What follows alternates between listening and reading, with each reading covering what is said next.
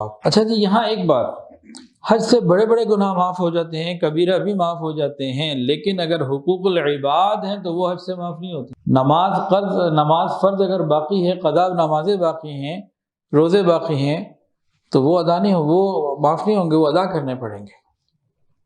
ایسا نہیں ہے کہ حج کر کے آ گئے تو جن کے قرضے دینے تھے وہ ختم، جن کے حقوق ادا کرنے تھے وہ ختم۔ حقوق اللہ اپنی رحمت سے معاف فرما دے گے۔ حقوق العباد کے بارے میں بات سمجھیں۔ ایک آدمی سے 10 لاکھ روپے قرضہ لیا، اس کو کہا بھائی آپ کو 4 مہینے بعد واپس دیں گے، وہ جناب 6 سال گزر گئے۔ اب کیا ہے، اب اس کے اوپر 2 کام ہو گئے۔ ایک، 10 لاکھ تو اس نے لوٹانا ہے، دوسرا تاخیر کا گناہ، ایذائے مسلم کا گناہ، دوسرے کو اس نے جو تکلیف دی، وعدہ خلافی کا گناہ، یہ اوپر سے آ گئے۔ تو انشاءاللہ تعالی حج پہ جائے گا، توبہ کرے گا، تو یہ اوپر سے جتنے گناہ جو ایڈ ہو رہے ہیں نا، یہ جو ویلیو ایڈیشن ہو رہی ہے گناہوں کی، یہ سب معاف ہو جائے گی، لیکن وہ 10 لاکھ دینا پڑے گا۔ ایک انسان نے نماز پڑھنی تھی، نہیں پڑھی، قضا ہو گئی، کئی دنوں کی، کئی مہینوں کی، یا کئی سالوں کی نمازیں قضا باقی ہیں۔ اب اس کے اوپر 2 چیزیں ہیں۔ نمبر 1، نماز کو قضا ادا کرنا، اور دوسرا نماز قضا کرنے کا گناہ۔ ایک نماز کو قضا کرنے کا گناہ 2,88,00,000 سال جہنم کی سزا۔ اب جب حج کر لیا تو کیا ہوگا کہ نماز قضا کرنے کا گناہ جو تھا وہ معاف ہو جائے گا، لیکن یہ واپس ادا تو خود کرنی ہے، اور خود ہی کرنی ہے، کوئی اور کر نہیں سکتا۔ اور پھر وہاں ایک نماز کا ثواب 1 لاکھ کا ملتا ہے۔ تو ایسا بھی نہیں ہے کہ ایک نماز پڑھی جناب میری تو لاکھ نمازیں تو زندگی بھر کی نمازیں، کہیں نہیں۔ ثواب اللہ اپنی رحمت سے حرم مکہ میں ایک نماز کا 1 لاکھ کا عطا فرماتے ہیں، یہ اللہ کی رحمت ہے، لیکن نماز ایک لکھی جاتی ہے۔ تو جو حقوق العباد ہیں، جو چیزیں ہمارے اوپر باقی ہیں، یہ ضرور ادا کرنے۔ اس کا یہ کہیں مطلب نہیں ہے کہ ان سے بھی جان چھوٹ جائے گی، ایسا نہیں ہے۔ نبی کریم صلی اللہ علیہ وآلہ وسلم نے ہجرت سے پہلے 2 حج کیے تھے، اور بعض جگہ زیادہ کا بھی ذکر ہے، لیکن 2 کی روایت ذرا مستند ہے۔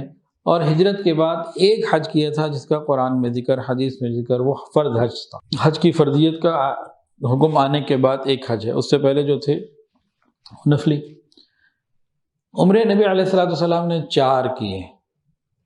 ہمیں بھی چاہیے اللہ تعالیٰ سے مانگا کریں، اور آج کل جب یہ ضرور چل رہی ہے گورنمنٹ کی حج پالیسی اسکیم، تو لوگوں کو متوجہ کرنا، جن کے اوپر حج فرض ہے ان کو ترغیب دینا، یہ ہم سب کی ذمہ داری ہے کہ بھئی لوگوں کا حج ادا ہو جائے۔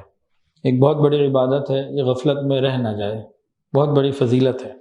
پھر انسان جب حج پہ جاتا ہے تو مدینہ طیبہ کی حاضری اس کو خود بخود ملتی ہے، اور نبی علیہ الصلوۃ والسلام کی قبر پہ حاضری، وہاں جا کے صلاۃ والسلام پیش کرنا بڑی سعادت کی بات ہے۔ فرمایا کہ جس نے میری قبر کی زیارت کی، میری شفاعت اس کے اوپر واجب ہو گئی۔ جو بھی حج پہ جائے گا یا عمرے پہ جائے گا، مدینہ طیبہ تو جائے گا نا، تو حج پہ گناہوں کی معافی الگ، ادھر مدینہ حاضری سے نبی علیہ الصلوۃ والسلام کی شفاعت کے وعدے الگ، تو نور علی نور ہے۔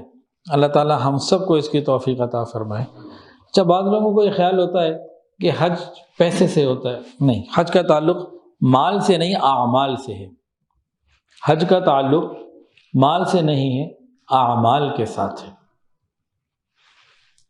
یہ دماغ سے نکال دینا چاہیے کہ پیسے سے حج ہوتا ہے۔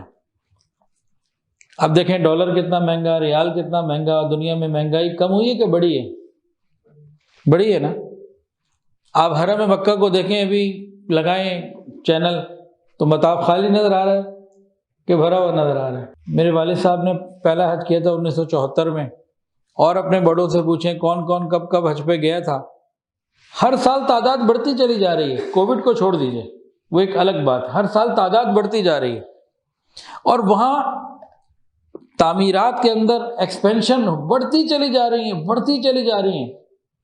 پہلے مطاف چھوٹا سا تھا، بڑھتے بڑھتے بڑھتے بہت بڑا ہو گیا، مسجد بڑی ہوتی چلی، وہاں جب جو گیا، آپ جس سے مرضی پوچھ لیجئے، 50 سال پہلے گیا، 40 سال پہلے گیا، یا 20 سال پہلے گیا، یا 1 سال پہلے، وہاں کنسٹرکشن مستقل چل رہی ہے، بڑھتی چلی جا رہی ہے۔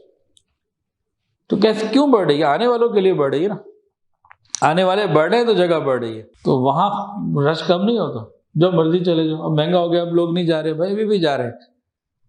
کوئی زیور بیچ کے جاتا ہے، کوئی کیسے جاتا ہے، کوئی کیسے جاتا ہے، شوق اور تمنا، کوئی کتنے محنت کر رہے ہوتے ہیں. تو بھئی جن کے پاس وسائل ہیں وہ تو رغبت کریں اور ایک دوسرے کو رغبت دلائیں.